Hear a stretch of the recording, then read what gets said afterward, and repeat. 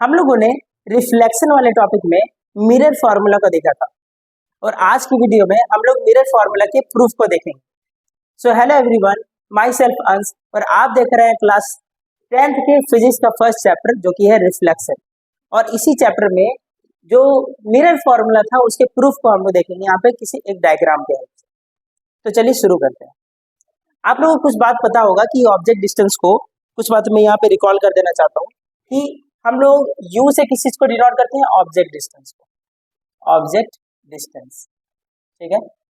उसी तरह से v से हम लोग किसको डिनोट करते हैं, इमेज के डिस्टेंस को, इमेज डिस्टेंस, ओके। f क्या होता है आपका, फोकल लेंथ, फोकल लेंथ, ठीक है ना। और c क्या मतलब क्या होता है, centre of curvature, centre of curvature. चलिए हम लोग इन सब का यूज करेंगे यहाँ पे, इसलिए मैं आपको ये चीज बता दूंगा। चलिए अब इस डायग्राम को ध्यान से देखें कि मैंने यहाँ पे क्या बनाया है। मैंने एक ऑब्जेक्ट लिया है जिसका नाम है ए बी, ठीक है। और इसके इस पॉइंट से, बी वाले पॉइंट से मैंने दो रेज को यहाँ पर निकाला है। मैंने क्या किया, यहाँ पे दो रे को यहाँ पर निकाला है, ओके, एमर्ज करवाया वहां से। पहला रे जो इसमें से निकला वो इस पॉइंट पे निकला, मतलब कि प्रिंसिपल एक्सिस के पैरेलल गया। तो पैरेलल जाने के बाद वो फोकस से होकर गया, ये इसका फोकस है, ये वाला पॉइंट जो है सो, तो इससे होकर गया और यहाँ से आकर निकला। दूसरा रे मैंने यहाँ पर पोल पर यहाँ पे फोकस करवाया था, जो कि आई एंगल के साथ में यहाँ पे इंसिडेंट किया। इस एंगल से क्या है, आई एंगल से इंसिडेंट किया।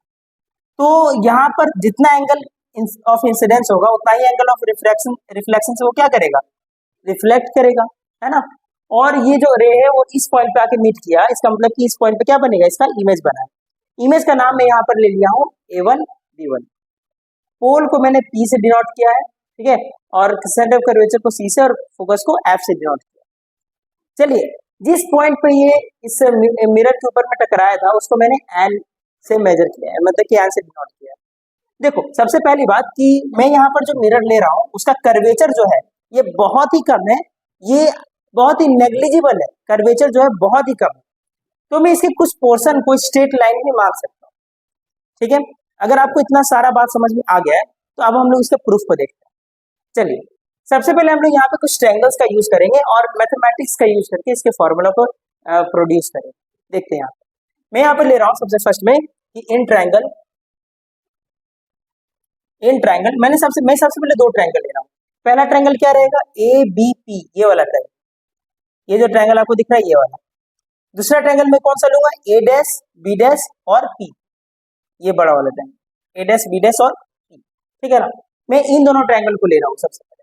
तो देखिए A P B and A' P B', मैंने ये दोनों ट्रायंगल लिया। अब देखिए इन दोनों ट्रायंगल में क्या ये कॉमन, आप ध्यान से देखिएगा। देखो ये वाला जो एंगल है ये 90 डिग्री का है और ये भी एंगल क्या है, 90 डिग्री का, ये दोनों तो 90 डिग्री का मिल गया। अब देखिए इस ट्रायंगल में ये वाला एंगल ऑफ इंसिडेंस है और इस ट्रायंगल में ये वाला एंगल ऑफ रिफ्लेक्शन है, और ये दोनों भी क्या होता है, सेम होता है। तो मैं यहाँ पे ये लिख देता हूँ कि एंगल ए जो है ये क्या है, एंगल A' के बराबर है, ठीक है। राइट एंगल यहाँ पे मैं लिख देता हूँ राइट एंगल, ठीक है ना। फिर देखिए एंगल कौन, क्या नाम है इसका, देखो DPA या फिर APB, APB is equal to angle A' PB'। और ये किस रूल से है, ये किस रूल से है, जो रिफ्लेक्शन का सेकंड लॉ है उससे, ठीक है, सेकंड लॉ से। और आपको पता होगा कि सिमिलरिटी वाले रूल में अगर दो एंगल इक्वल हो जाता है तो मैं लिख सकता हूँ कि बाय ए सिमिलरिटी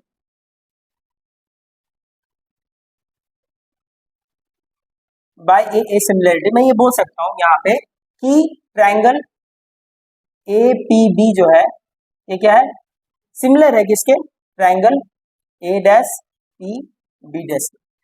अगर दो ट्रायंगल सिमिलर होते हैं तो क्या होता है कि उनके साइड्स जो होते हैं ये प्रोपोर्शनल होते हैं, ये बात आपने पढ़ा होगा, उनके साइड्स क्या होते हैं, प्रोपोर्शनल होते हैं।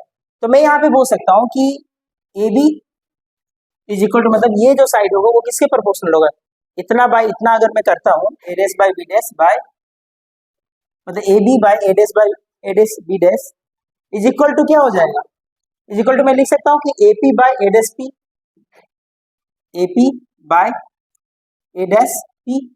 देखिए मैं ये तो लिख सकता हूँ यहाँ पे, है ना। चलिए ये मेरा फर्स्ट इक्वेशन है जिसे मैं इक्वेशन 1 लिखता हूँ। अब मैं इसी में दूसरा ट्रायंगल लेता हूँ। देखो दूसरा ट्रायंगल कौन सा है, ध्यान से देखना है यहाँ पे। देखो दूसरा ट्रायंगल को मैं यहाँ पे इससे दिखा रहा हूँ, अब ध्यान से देखिए। देखो मैं क्या कर रहा हूँ, ये वाला ट्रायंगल मैं इसे एक स्ट्रेट लाइन मान ले रहा हूँ। पहला ट्रायंगल ये वाला है मेरा और दूसरा ट्रायंगल है ये वाला, दूसरा ट्रायंगल ये वाला। पहला ये ट्रायंगल है, मैं इसे स्ट्रेट लाइन मान रहा हूँ, मतलब कि ये 90 डिग्री का एंगल बना रहा होगा यहाँ पे, है ना, क्योंकि कर्वेचर बहुत कम है इस कारण से। और यहाँ पर मैं यहाँ भी स्ट्रेट लाइन मान रहा हूँ, ठीक है, ये मतलब कि और ये दोनों ट्रायंगल में ले रहा हूँ। चलिए अब देखते हैं इन ट्रायंगल, कौन सा ट्रायंगल है ये, देखो पी, ट्रायंगल कौन सा है, देखो यहाँ पे एफ पी एन एंड इसका नाम क्या है, F A dash E dash. चलिए इन दोनों ट्रायंगल का बात करते हैं। अब देखो इन दोनों ट्रायंगल में क्या दिख रहा है कि एंगल जो ए डैश है ये किसके बराबर है, एंगल एन पी एफ के बराबर है, एन पी एफ के बराबर। ये दोनों क्या राइट एंगल है, राइट एंगल्स, ठीक है।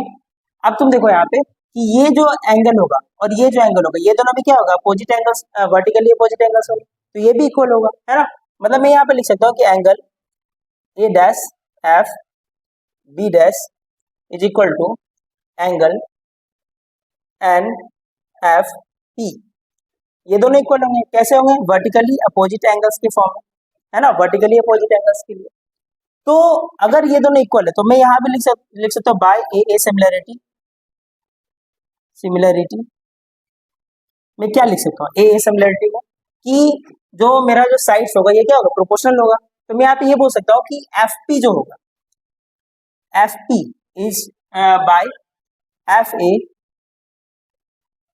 ए डैश इज इक्वल टू क्या होगा, A B by A dash B dash. मैं इसे इक्वेशन 2 बोल देता हूँ, मैं इसे क्या बोलता हूँ, इक्वेशन 2 बोल देता हूँ। क्लियर। चलिए अगर आपको इतना सारा चीज समझ में आ गया तो मैं इन दोनों से क्या कंक्लूजन निकालूंगा, फ्रॉम इक्वेशन 1 एंड 2। मैं यहाँ पे लिखता हूँ फ्रॉम इक्वेशन 1 एंड 2। मैं क्या लिख सकता हूँ, देखो अब यहाँ पे देखो इस वाले इक्वेशन में ये वाला पार्ट और इस वाले इक्वेशन में ये वाला पार्ट दोनों क्या सेम है, मतलब कि ये वाला पार्ट और ये वाला पार्ट भी क्या होगा, सेम ही होगा।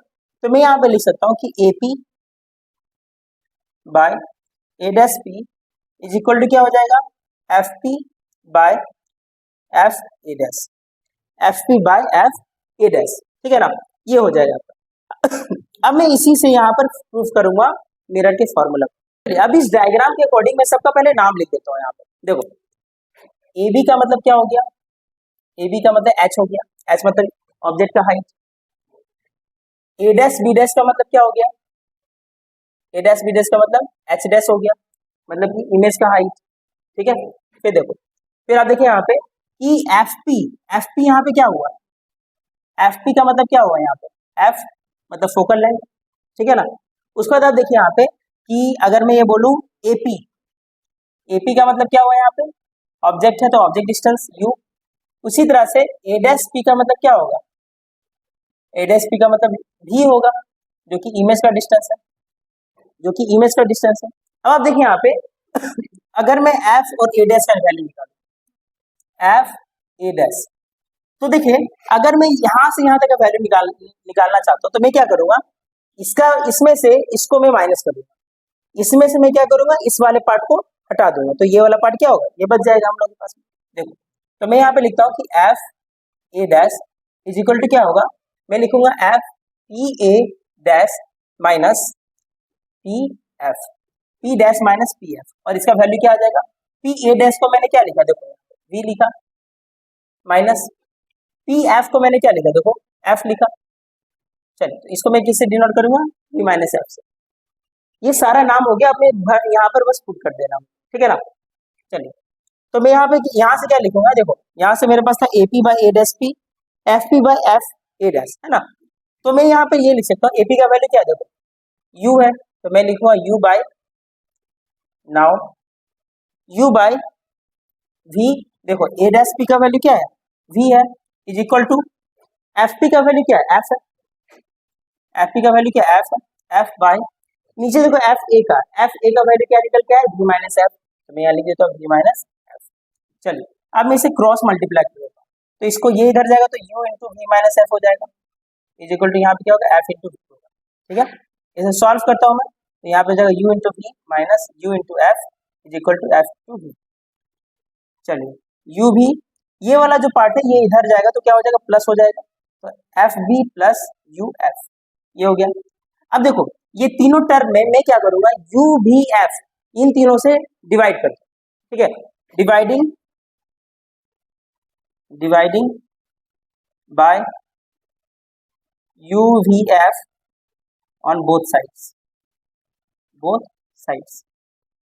अब देखो मैं यहाँ पे क्या करूंगा, UV by UVF divided equal to FV by UVF plus UF by UVF, है ना, सब में मैंने डिवाइड कर दिया। अब देखो यहाँ से जो पार्ट कट रहा है उसको मैं कट कर दूँ, UV से UV कट गया, FV से FV कट गया, UF से UF कट गया। अब देखो इसमें क्या बचा, इसमें बचा 1 by F is equal to यहाँ पे बचा 1 बाय U प्लस यहाँ पे बचा 1 बाय V, और मुझे यही प्रूफ करना था, और यही क्या आपका मिरर फॉर्मूला। तो इस तरीके से हम लोग यहाँ पे मिरर फॉर्मूले को मतलब कि सॉल्व करते हैं। अब देखिए आपने एक और फॉर्मूला देखा होगा जो कि मैग्निफिकेशन का है ना।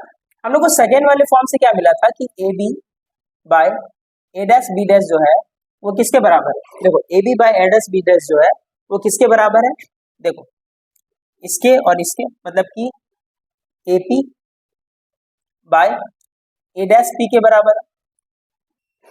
हम लोगों ने ये वाला टर्म तो निकाला था, है ना।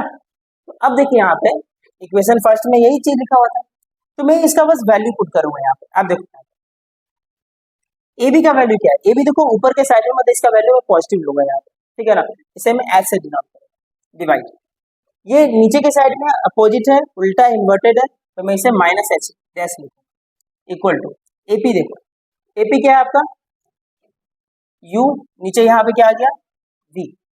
अब इसी से मैं निकालूंगा तो H डैश बाय H जो होगा ये क्या निकल के आ रहा है, माइनस V बाय U निकल के आ रहा है। तो इसी से ये फॉर्मूला यहाँ पर बन जाता है। तो हम लोगों ने आज देखा यहाँ पे मैग्निफिकेशन फार्मूला, इसे मैं क्या बोलता हूँ, एम का फार्मूला बोलता है ना। तो आज हम लोगों ने देखा मैग्निफिकेशन फार्मूला और मिरर फार्मूला, ठीक है ना। आगे की वीडियोज में हम लोग यहाँ पर देखेंगे कि किस तरह से हम लोग R इक्वल टू 2F यहाँ पर प्रूफ करते हैं, R इक्वल टू 2F। तो मिलते हैं हम लोग नेक्स्ट वीडियो में, तब तक के लिए थैंक यू।